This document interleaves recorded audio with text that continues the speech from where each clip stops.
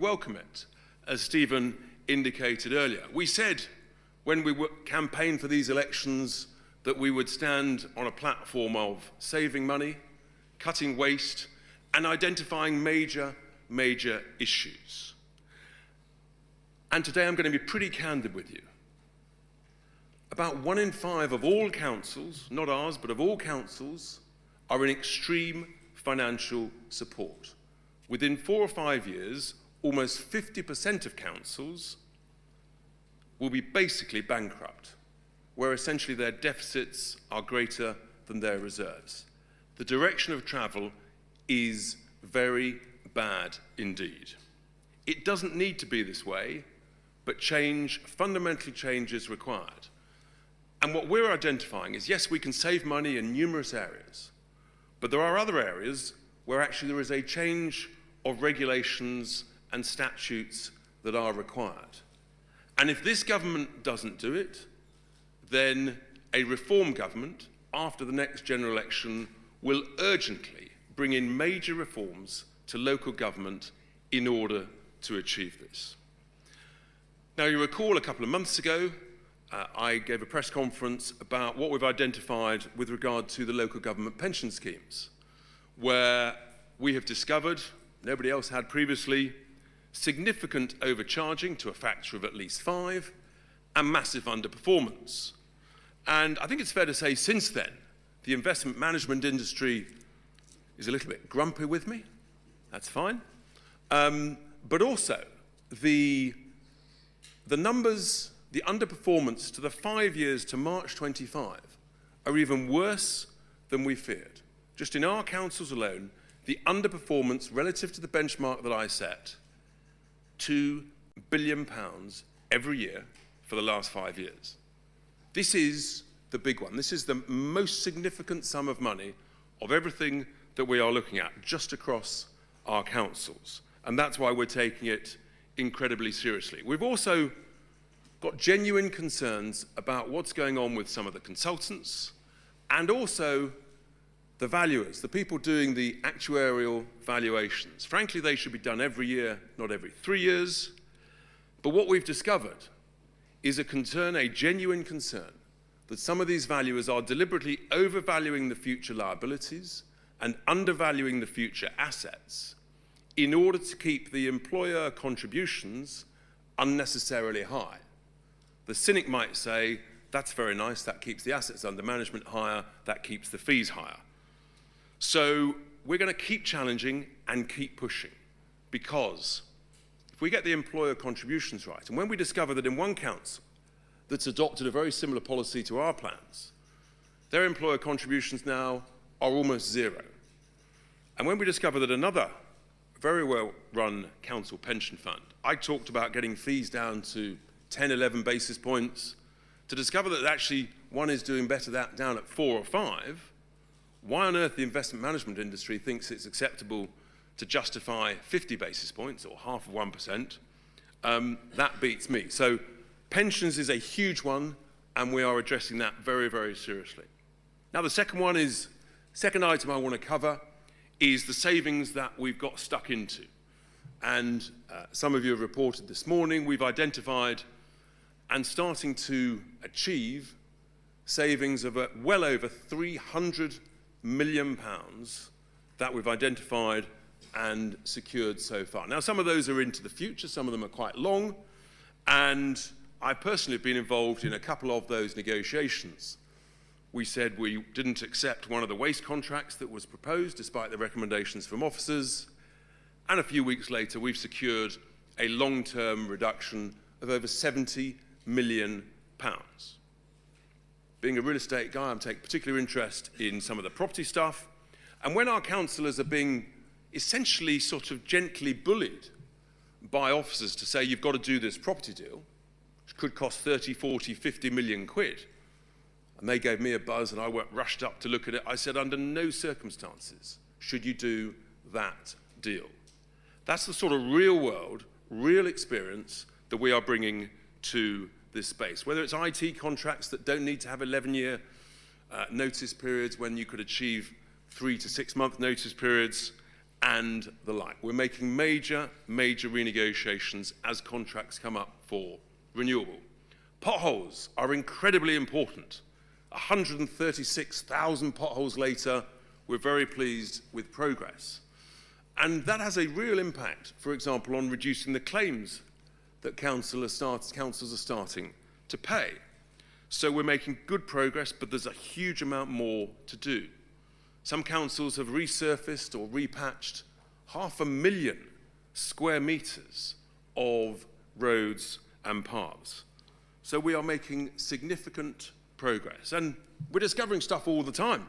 When we discover that some charities and community interest companies almost have like a free range as to draw down under some framework agreement, 500,000 here, 1 million there, with almost no accountability, no approval process, no responsibility, we're saying, what's going on? Stop.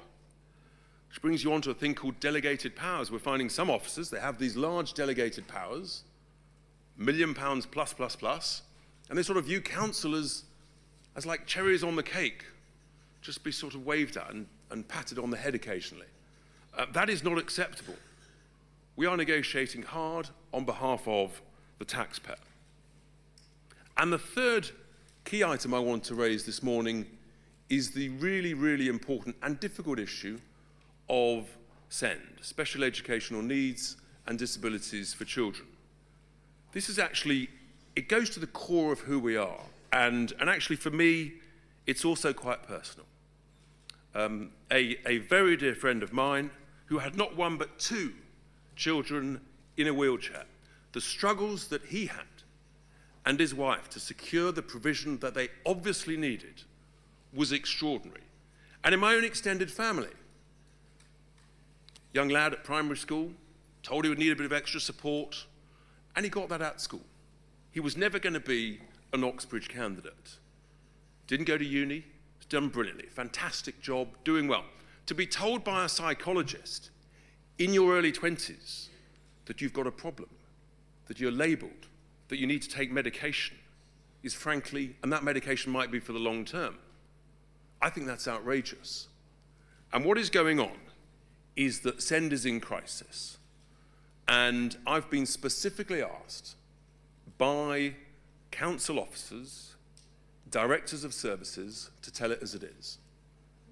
We all want the very best provision for the most deserving. I reiterate that absolutely. But there is a crisis of overdiagnosis of children with neurodiverse issues. And you can come up with all sorts of new labels. But when you hear that EHCPs, educational health and care plans, are 3 times the level they were 8 to 10 years ago, and that they're increasing in many councils now by between 8 to 10% a year, you say, hang on, our beloved children, they are not 10% more in need every single year. Basic common sense tells you that. So you say, what is going on? What is going on here with this overdiagnosis? And there's a whole bunch of factors. But the state and all of us, we're all suffering. In a sense, we're being sort of, in inverted commas, we've been given a bad deal. But the people who suffer the most are the children. Since the Children and Families Act 2014, well-intentioned, we've no doubt, outcomes have got worse, in particular for the most needy. Think about that. 10 billion a year and counting and rising, and your outcomes are getting worse. And you get a situation where, in a sense, you've got taxi firms making off like bandits. I discovered a taxi firm, not in one of our councils, with a 4.2 million contract and only 10 drivers apparently. Nice work if you can get it. Or they're not telling the truth. When you've got educational therapists and psychologists, they're doing so much reviews and assessments and reports, they actually haven't got time to do the intervention and the thought and the support and the therapy. That's coming from the Association of Directors of Children's Services. You know, this is seriously going wrong.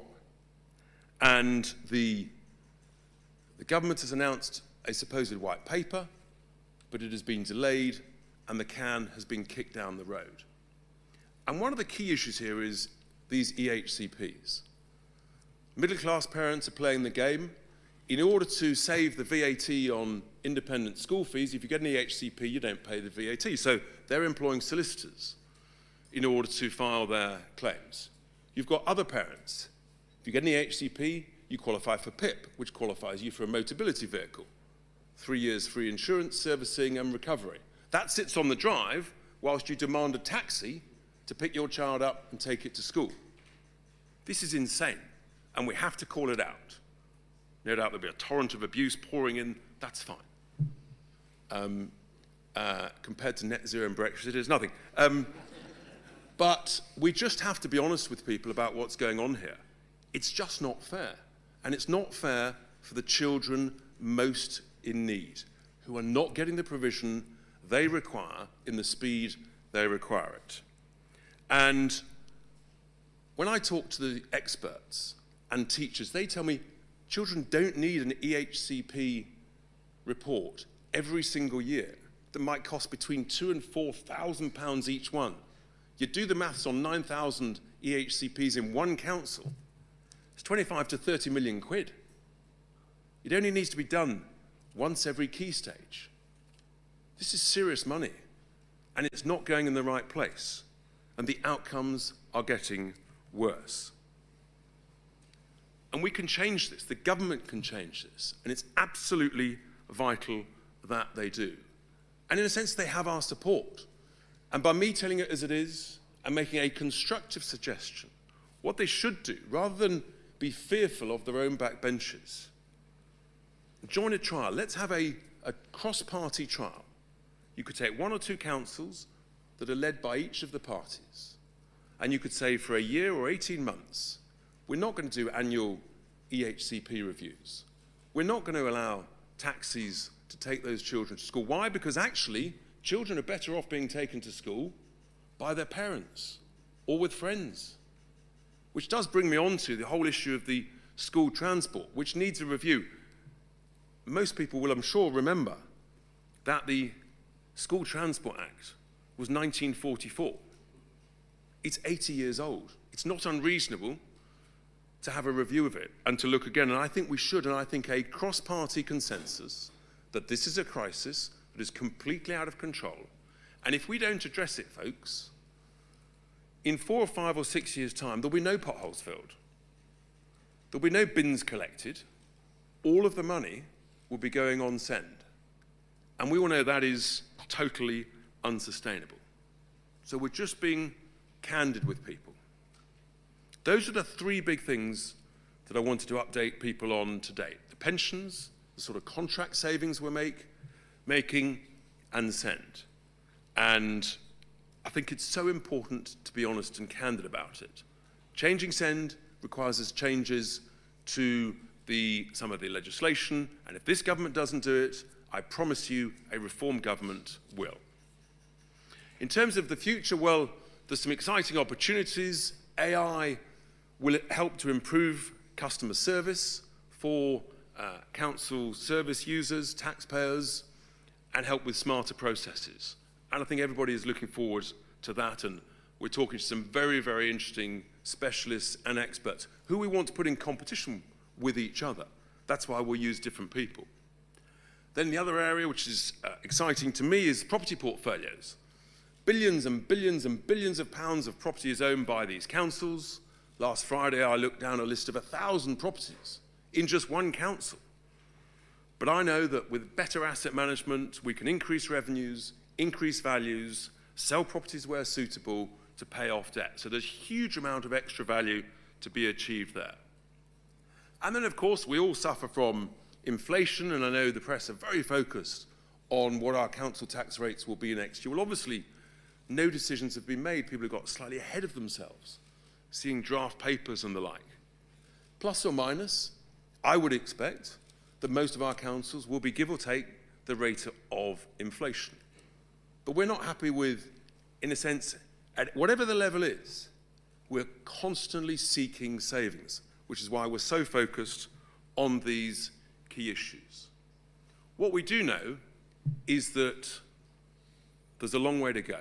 There's a lot to achieve, and we're absolutely resolute. We will make whatever changes are required in order to reform local government to give better value for our customers, council taxpayers and voters. So 12 minutes in, we're going to come back to you on the 18th minute of our 90-minute match in 3 months' time to update you on progress. So that's where we are.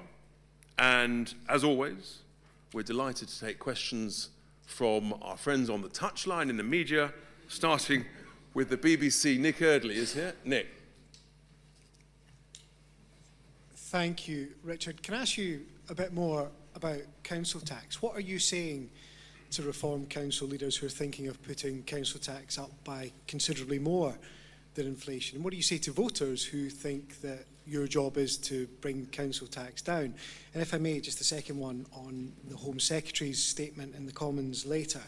The government's promising what it says will be one of the biggest shake-ups to the asylum system in a generation. Do you think it goes far enough, and will you vote for it in Parliament?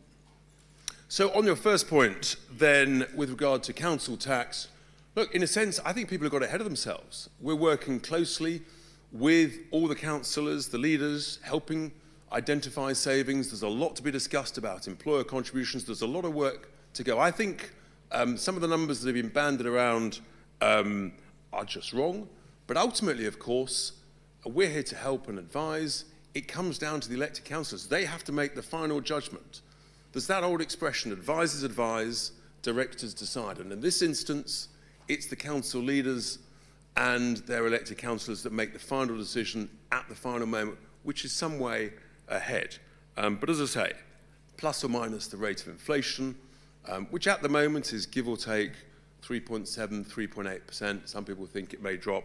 Who knows? With regard to the Home Secretary, she's beginning to sound as though she's sort of putting an application for vetting to join Reform. The reality is, however well-intentioned the Home Secretary is, A, she hasn't got the support and confidence of her own party, but B, while still being a member of the European Convention on Human Rights and still having the Human Rights Act in its current form, she just won't be able to deliver what she's talking about. I do think it's slightly ironic. If we had said 2 months ago in our party conference what she said over the weekend, we'd been caused all sorts of nasty, beastly names. But I'm sure she's well-intentioned, but I don't think it'll amount to a row of beans. Olivia Utley, GB News. I understand that individual councils need to make individual decisions on council tax, but your leader, Nigel Farage, said that doubling council tax on second homes was madness, which makes it sound as though Reform is ideologically opposed to doing that. Can you reassure second homeowners that that's not something you'll be doing in your councils? Thank you. So look, at the end of the day, individual councils will make their own individual judgments. This is a democracy, it's not a dictatorship. They welcome our thoughts and advice and guidance. And there may well be specific reasons why specific councils make specific judgments. Overall, the key focus has to be on getting best value so you keep these bills as low as possible. If we achieve the sort of things and potential and the savings when you change legislation and the like that I've talked about and will continue to talk about, then actually I think we're into a whole different space about where council tax bills really should be. So that's the reality. Ultimately, every council is slightly different. It's got its own unique characteristics. And for those of you who think we've only got one flagship council, they're all flagships in our eyes. Carl Dinan from ITV News. Thanks, Richard. Carl Dinan from ITV News. If I can take you back to the migration announcement that we know is coming later today. Do you agree with the Home Secretary that illegal migration is tearing Britain apart, or do you think she's agreeing with you? Well, I think she is talking the language of concerned Reform voters, members, and elected representatives. And she's reflecting the concern. If you talk to anybody on any high street up and down the country, they are deeply, deeply concerned about illegal migration, the scale and speed of legal migration, and the scale of illegality and criminality on every high street. And the BBC did a splendid job following up what I said 3 years ago about Turkish barbershops and money laundering on our high streets. And it's of a colossal scale. And so those are the genuine concerns of ordinary folk who know that something is very, very badly wrong, where you've got shops, barbershops, vape shops, mini-marts appearing on every high street, clearly staffed by people who are probably on the most minimum level of wage, way below the actual legal minimum wage. And that's of concern to everybody. And when there's no customers going in, you think, how can it stay afloat? So, yeah, it's a real problem. It's a real concern for everybody. Rob Powell, Sky News. Hi, thank you very much. It hasn't been smooth sailing in all of your council areas. I wonder why you think you've lost quite so many councils in Kent. I wonder if the leader of Kent might like to comment on that as well.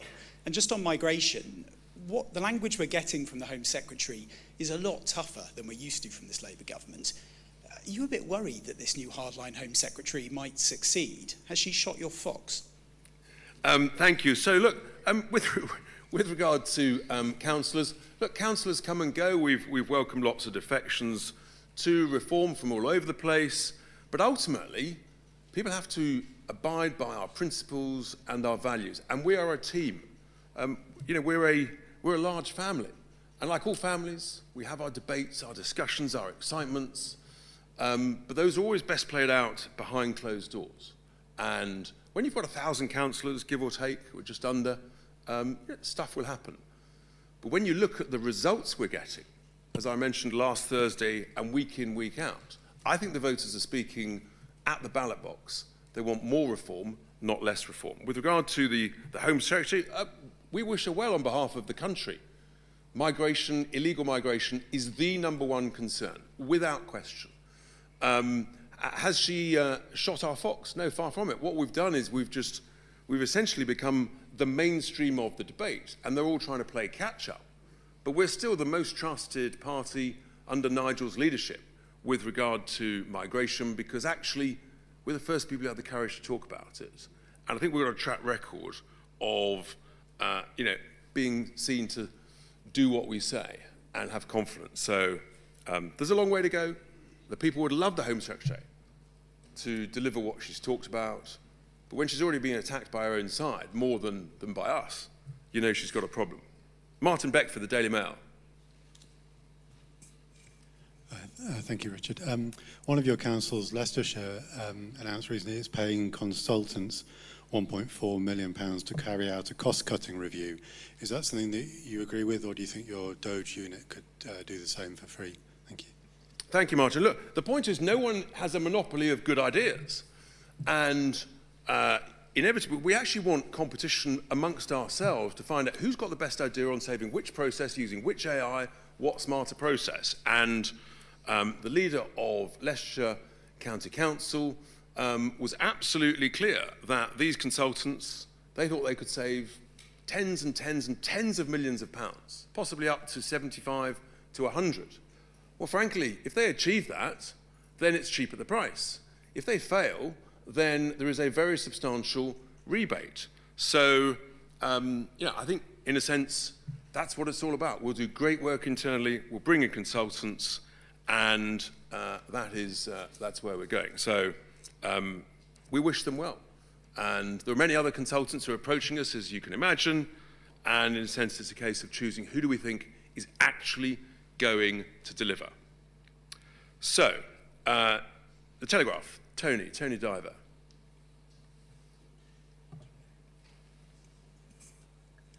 Thank you, Richard. Tony Diver from the Telegraph.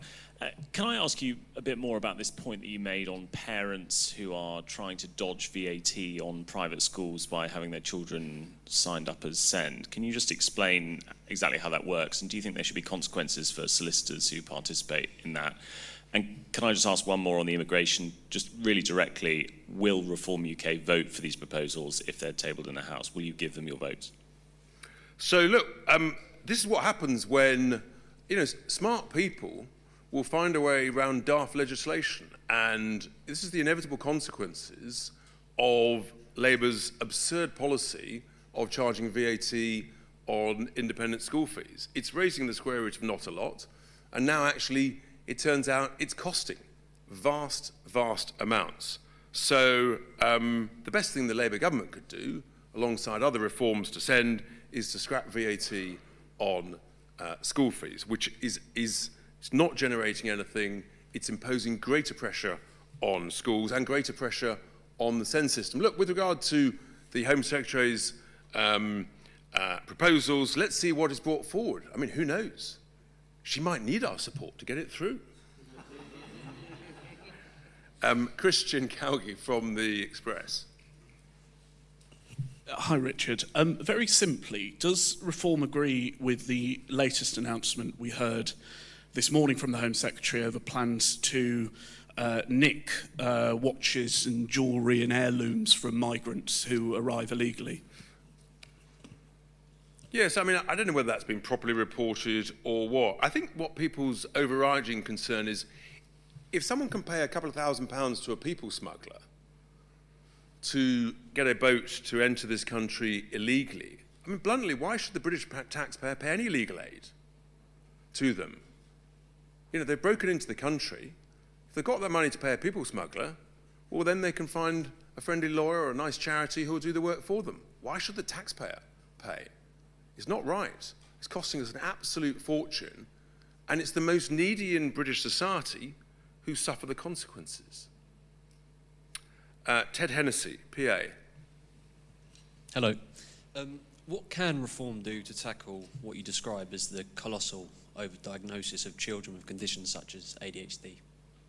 Yeah, thank you. So from the experts and the teachers that I've spoken to and the officers, the best thing to do actually is to push it, almost all of it, back to the schools. The schools know best, the teachers know best, and to stop labelling people. Just say, you need a bit of extra support. You might need a bit of extra time. You've got to the mad situation now where children who don't have any form of label are now starting to feel left out. They're feeling that, in inverted commas, they're the normal minority. This is insane. And that it's becoming a sort of school joke. And I'll just raise one more point. The sight of children in classes wearing ear defenders, I'm sorry, this is just insane. It's got to stop. The teachers want it to stop. The heads want it to stop. It's not the right way forwards. And I just repeat, the simple conclusion, the simple overall summary is that outcomes are getting worse. And there's, in a sense, the reason why a trial is probably the right way to go is actually, given where it's got to, much better to try something for a year, 18 months, see what's working and what needs tweaking, than take ever more years before coming up what you think is the perfect legislation. And that's our offer to the government. Noah Keat at Politico. Thank you very much. Along with SEND, clearly another huge part of any council's expenditure is social care. How optimistic are you about the Louise Casey Commission on adult social care being effective and being successful? Clearly there have been some cross-party talks at a national level. Do you think they can work any further, or will, like lots of these cases, it get kicked down the road? We're not in favour of kicking anything down the road, and we're delighted to work on a cross-party basis, seeing the experiences that we're having in our 12 councils, and we're working with new providers, different providers who think they can provide a better service in a different way, more cost effectively, and in a sense, the beneficiaries are those most in need. And that's why governments mustn't kick it down the road.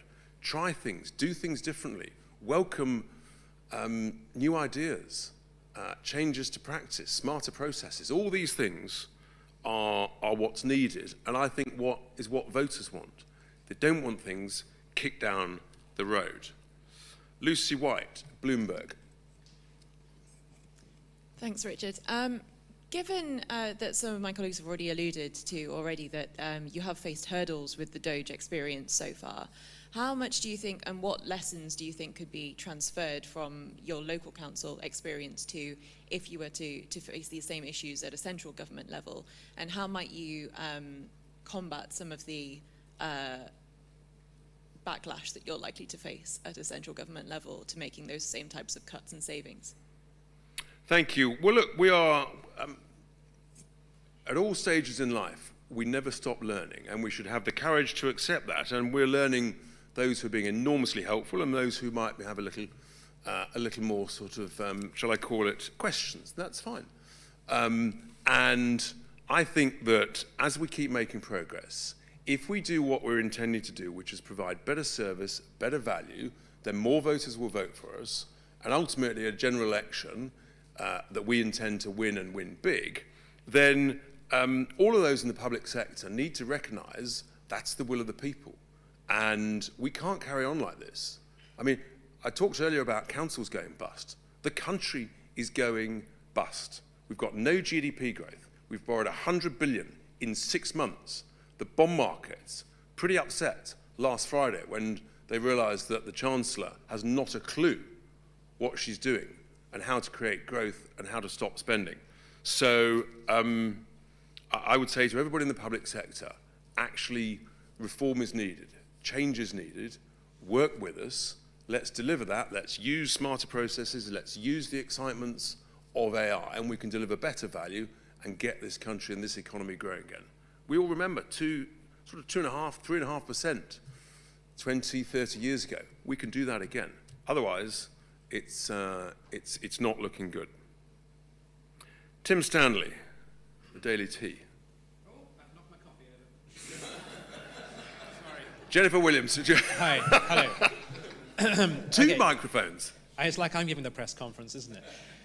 On immigration, Thatcher said that the best tribute to her was Tony Blair. Is the Home Secretary a tribute to reform? And on local government, we know that we are where we are because of austerity, right? Because of cuts made by the coalition government, by people like Danny Kruger over there, that starved local government of money, and also because there were restrictions placed upon their ability to raise tax. So, given your experience of local government, given you can see the squeeze on things like social care, will you repudiate austerity economics? And if you're elected to national government, will you do the obvious thing and give more money to local government to help them to look after their people? So with regard to your first point, look, ultimately, let's see what the Home Secretary delivers. But, you know, copying is the greatest form of flattery. And we like to lead fashion, we don't follow it. And I think that's what the Home Secretary is doing. With regard to the councils, absolutely the opposite of your diagnosis, which is totally fundamentally flawed. It is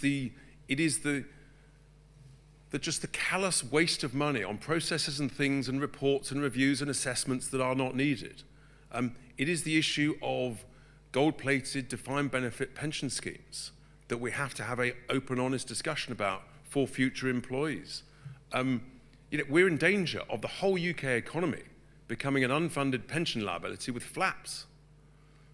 So we just don't need to do a whole bunch of stuff that is being done. And that's how you make progress in the private sector, when you eradicate unnecessary processes, unnecessary cost centres, then all of a sudden you find actually you don't need to charge as much for a better product. And I mean, just imagine if we could go back to weekly bin collections. Instead, we hear from councils that they've got to put out they've got to do new food collections with a new different bin, which may well require a different lorry, at the tune of hundreds of millions of pounds.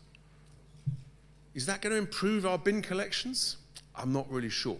So it's like the enhanced packaging tax this November. It's absurd. It's totally unnecessary. All of these things, scale it back, do what needs to be done, and do it well, do it properly. So I hear the question, but your diagnosis is 100% wrong. Jennifer Williams, the Financial Times. Hello, thanks. On SEND, I wondered if you could just provide a bit more detail about what reform would do to reduce the overdiagnosis of conditions like neurodivergence, and would that include repealing national legislation that has sort of helped lead to an increase in ECHPs? And on local government more broadly, you said that this is not a dictatorship in terms of reform, but you have also listed quite a few examples where you've personally intervened on financial decisions at council level. So who's actually politically running these councils? Is it the leaders or is it you? Thanks. Thank you. So with regard to EHCPs and things, yes, we're recommending to the government that the legal requirement by statute to carry out an annual review of EHCPs is unnecessary. It's $2 to $4 grand a pop, and it's consuming so much time and not providing any extra benefit in the vast, vast, vast majority of cases to the youngster, to the child.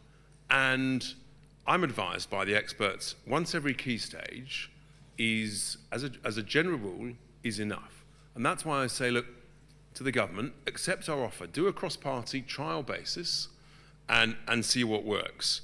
And I think we've got to have the courage to say, trust our teachers and the schools more. In a sense, it's sort of devolving the responsibility into power to those in the classroom and their seniors, as opposed to what you've got at the moment is a very adversarial relationship between the parent and the council, and then the teachers and the psychologists. We don't need this adversarial relationship. Make it a partnership at the classroom level, is what I would say. With regard to my own input, look, it's called experience, wisdom, advice, and when my advice is sought, I'm delighted to give it, and when people think they know best, that's absolutely fine too. But I have got sort of, crikey, 40 years of experience in real estate, so I'm not surprised when one or two people pick up the phone and say, Richard, do you think this is a good deal or a bad deal? And if it's a good deal, great. If it's a bad deal, I'll say so. So, thank you. Peter Walker, The Guardian. Hi. Hello. Richard, seeing as we had so many questions about councils, can I ask about something else? The new head of your student organisation, the former academic Matthew Goodwin, has argued repeatedly on X that people from minority ethnic backgrounds are not necessarily British. He's defended this to us and said he completely stands by that point of view. This is a sort of view which was normally associated with the far right. Nigel has had a very close firewall on people and views of the far right, keeping out of his organisations. Has that now gone, or do you agree with Matthew? I just think your assessment is completely wrong. Matthew is putting out some really important messaging. You may or may not agree with all of it, any of it, or none of it. But that's the joy of free speech, that's the joy of challenge. And the very fact that reform has moved the whole debate on illegal immigration, legal immigration, shows that actually we're in touch with the wishes of the people. I know people have to sort of, all these sort of smear labels. I just think the message from the voters, voting for us in record numbers, tells a story. People have had enough of their hospitality, their generosity being ripped off and abused. So do you agree with Matthew? I can agree with Matthew on lots of things. Life would be boring if you agreed with absolutely everything. What would we talk about? But that takes me to last, but definitely not least, from The Mirror, my friends at The Mirror, Sophie Huskisson. Hi, thank you, Richard. So I just wanted to pick up in your speech where you spoke about someone you knew in their 20s being labelled and getting medication. You were worried they'd be on medication for life. Obviously, I don't know the specifics of what you're talking about there, but I just wondered if you could set out your position on maybe, was it children with SEND that you were referring to, having medication. And a second, if I may, since last YouGov polling last week found 60% of people in Britain support net zero policies. Do you admit that reform's plans to scrap net zero are not in line with what the public wants? So, look, with regard to the individual case I mentioned, if someone's being really successful, they've gone all the way through school, and in a sense they've benefited from the extra support in the classroom that I touched on just now, to then be told you've got a problem in your 20s, which requires medication, and that might be for the long term, you start to question, you know, what's going on here? Is it the vested interest of the pharma companies? Is it the vested interest of the psychologists wanting more work? I mean, this is a successful young individual. It's beyond me. When that individual says to me, what's going on? I mean, yeah, it cuts pretty deep. And I'm thinking, well, if that's just one example, and then you're hearing of children, and I mustn't generalize, there are cases where it is appropriate. I just feel that there's an overdiagnosis, there's an over-medication, and we have to ask deep searching questions on what's going on here. With regard to net stupid zero, well, again, we've moved the debate. 3 years ago, I was not allowed to talk about it at all. But now, actually, I think voters are voting with their feet. The fact that we're winning all of these by-elections, and I hear your poll, well, polls are polls. I know you'll throw that back at me. But the reality is, when an energy boss admitted 3 or 4 weeks ago that even if the price of gas goes to zero, the price of electricity bills at the next election will be equal or higher than they currently are, you know we've got a problem. When a senior industrialist says to me, we are in danger of losing 1 million industrial jobs before 2030, you know we've got a problem. When someone else says to me that the vast majority of the UK automotive market may struggle against overseas competition from EV vehicles, that could be 500,000 jobs alone, you know we've got a problem. So is everybody agreeing with us on that? No. Have we got a problem? Absolutely. And even the government accepts there's a major problem with energy prices. And if we don't change course, there's nothing they can do about it. One last. Thank you, Mr. Tice, for taking my question. Benji High with LBC. You've been quoted recently as saying the whole point of Doge is about the philosophy of saving money. I'm just wondering how much of this is optics, press conferences and backdrops and such, versus hard graft. Have you actually carried out audit work on reforms councils? Do you have a data sharing arrangement with Kent, for instance? And secondly, we've been speaking to one of the Kent councillors who was suspended in the wake of that leaked call. He's called the local party leadership toxic. LBC has uncovered numerous examples of reform councillors using a choice language on social media. I'm just wondering whether this vision that you're trying to sell is already tainted. Far from it. I think what we've shown today is that we're making great progress. I mean, we've identified on the pensions issue something that no one else has talked about because we're just smarter and better. And, I mean, we don't spend all week doing press conferences. I can tell you, this great team and everybody else, the work that is going on, it's truly humbling, actually. It's 24/7. When I message people at 5:30 in the morning, the amount of times I get a rapid reply and the expertise we've got. So across the board, we're making great progress. And Doge is a philosophy of saving money that I say to all of our councillors, any brilliant idea that you can have to help save money, that is what we've got to do. And with regard to those who've left our family, it's probably not surprising they might have different views and words, and that's fine. That's the nature of it. Politics, it has its joys, its excitements, and occasionally a bit of rough language.